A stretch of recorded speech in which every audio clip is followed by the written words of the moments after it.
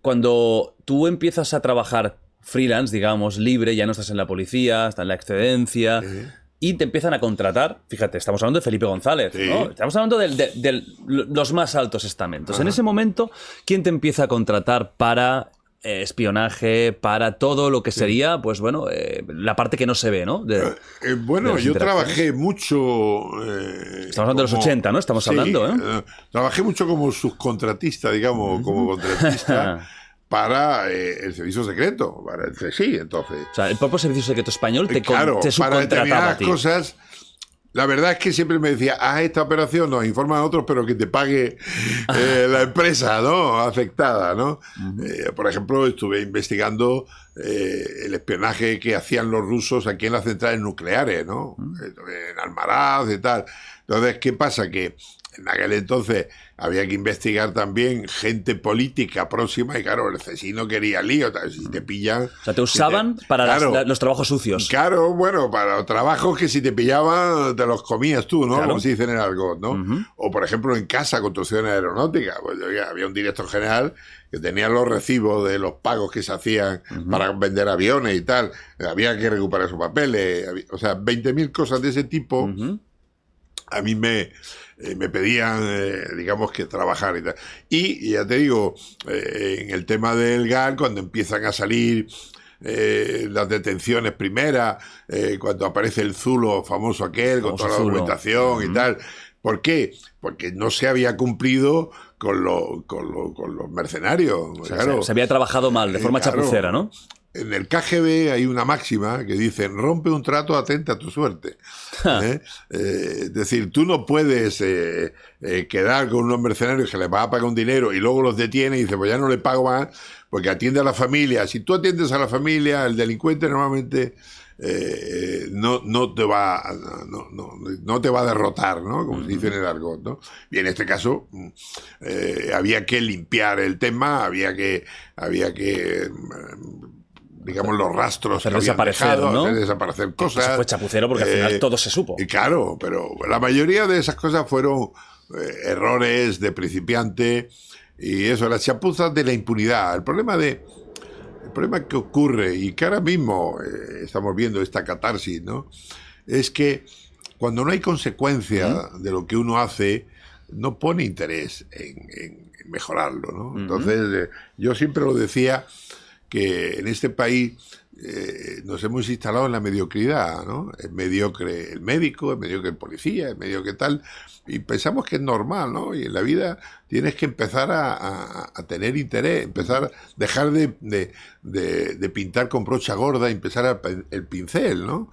Entonces, Voltaire decía que en los detalles está la perfección, ¿no? Si tú no eres detallista con las cosas, cometes los errores que se cometían entonces, ¿no? No pasa nada. Y por eso tenemos el caso actual, ¿no?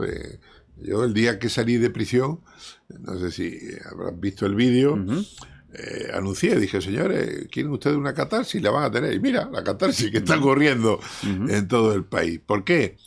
Pues por algo muy, muy esencial. O sea, la gente, en plan, tal vez decía, Villarejo es un alpinista de altura. No, yo era un serpa. Yo llevaba la mochila de los otros. Yo era simplemente el que le aguantaba el equipaje al señor que quería subir ligero de equipaje. Y por eso la primera de cambio, el primer alud se apartaban para que me pillara a mi soldado. O sea, tú eres la herramienta. Claro, el serpa. O sea, tú eres la pistola, pero no el que apretaba el gatillo, ¿no? ¿Y qué ocurre? Que, insisto, cuando yo abría las puertas y cuando yo pues, lo anuncié, o sea, yo dije muchas veces, oiga, entiendo que la monarquía es una institución fundamental en la estructura, por aquello de que todos los españoles nos hemos creído que hace falta un árbitro para llevarnos bien, ¿de acuerdo? Pero la monarquía no se, digamos, protege corrigiéndola. O sea, perdona, no se protege encubriendo, sino corrigiendo los errores. Claro, cuando yo empecé a dar informes donde vinculaba determinadas instituciones con la familia Pujol y tal, no podemos hacer eso y tal. Entonces, por eso, el director del Servicio Secreto, San Roldán, se dedicó a perseguirme en vez de ir contra el independentismo o ir contra la gente que quería destruir la unidad de España. Y así no fue. Es decir, que cuando faltaba un mes y pico para que a mí me detuvieran, yo tuve una entrevista larguísima, de las muchas que tenía, con entonces la ministra de Defensa, nada menos, María Dolores Cospedal, y le hablé de la moción de censura que le iban a preparar, que luego se la prepararon unos meses después, ¿sí? Y de que, oiga, es un error gravísimo, estáis dejando, o sea, el tema independentista es un tema gravísimo.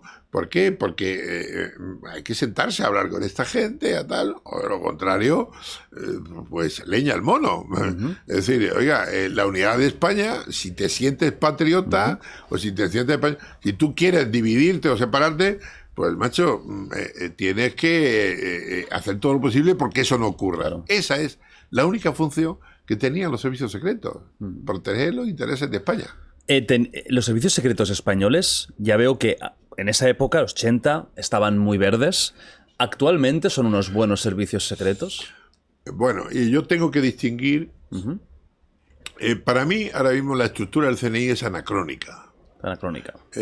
Otra cosa, hay muy buenos profesionales dentro del CNI, magníficos, gente valiente, gente que se juega la vida, gente que ha muerto, como el tema de Irak y tal, pero hay que distinguir del 100% de eso.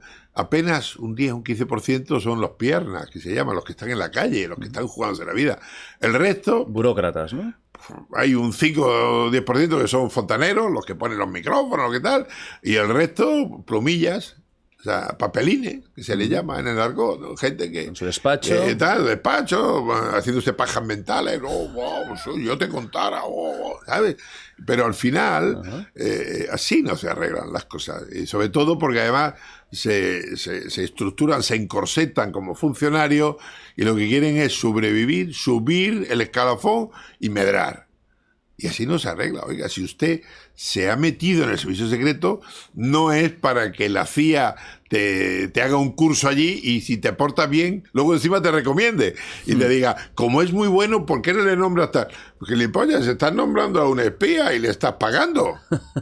O sea, durante años, claro. La CIA ha estado pagando a servicios de inteligencia españoles, a los altos mandos de la policía y de la Guardia Civil, para pagar a fuentes de investigación, y les pagaba la CIA. O sea, lo hacía usado. En crudo, en dinero, en efectivo. Que yo me he enfadado. Y dicho, un momento, o sea, que estamos dándole información a esta gente y encima... Claro, ahora por eso cuando estos días ha salido, han pillado a 2 espías, no sé qué, hablando para... Pero qué cachondo. Por cierto, están en Extremera, uno de ellos. Creo que en la celda donde yo estuve. Hostia. Lo cual es de los más, por lo menos, luego en el módulo sí, ¿no? Porque es el módulo reservado para tal. Oiga, eso es habitual, o sea, era habitual, es habitual, claro, ha pasado y sigue pasando. Es habitual y es torpemente habitual. Es decir, durante años yo he peleado muchísimo hasta que ya dejé de trabajar en el mundo de la droga, que trabajé mucho. ¿Por qué? Porque un porcentaje altísimo de la droga que se mueve en el mundo la mueve la DEA. Tremendamente. Claro, probablemente van a pedir la extradición los americanos después de oírme tal y me mandarán allá a Guantánamo, lo cual, como comprenderás, me preocupa mucho, ¿no? Pero lo que quiero decir es que tú no puedes estructurar una operación donde el capitán del barco es de la DEA, el dinero que se paga de la DEA, tal, y al final hay 4 marineros que mueven los bultos que son los que detienen. ¿Por qué? Pues porque el mundo de la droga, como pasó en su día con el mundo del alcohol, es una utilización política que Estados Unidos hace para contaminar y corromper a la gente. ¿Sí? Sí, absolutamente. O sea, aparte de la droga que se mueve por el mundo, viene...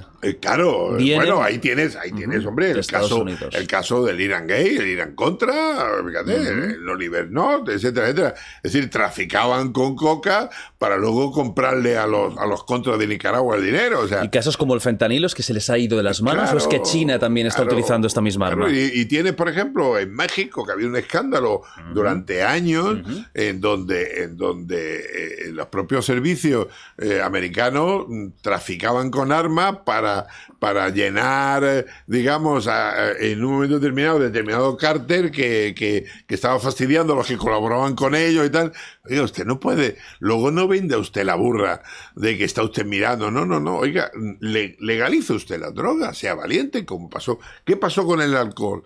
Que el tiempo que estuvo ilegal se crearon los grandes clanes mafiosos. Oiga, ¿qué pasó con el tema de la pornografía? Yo recuerdo, cuando salga el Destape. Ahora, si vas a cuando yo recuerdo el Destape, a los 2 días los cines de pornografía estaban vacíos. Claro. ¿Por qué? Porque a la gente el morbo es de la... Y el 80%, si no el 90% de los delitos se acabarían. O sea, tú legalizarías la droga. Absolutamente. Absolutamente. Cualquier tipo de droga. Hablamos de drogas duras también. Cualquier tipo de droga. Incluso heroína. Claro, cualquier tipo de droga. ¿Por ¿Eso no facilitaría a la gente un poco más débil a adquirirla fácilmente? Perdona, la gente la sigue adquiriendo y cuanto más débil, más necesidad tiene de ello y el morbo de sentirse importante.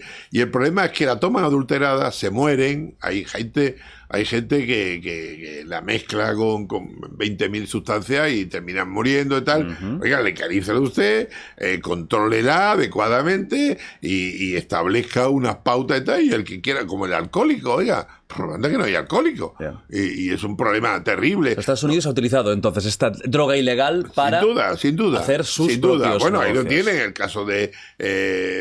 caso de Panamá, por ejemplo, con Carapiña o tal.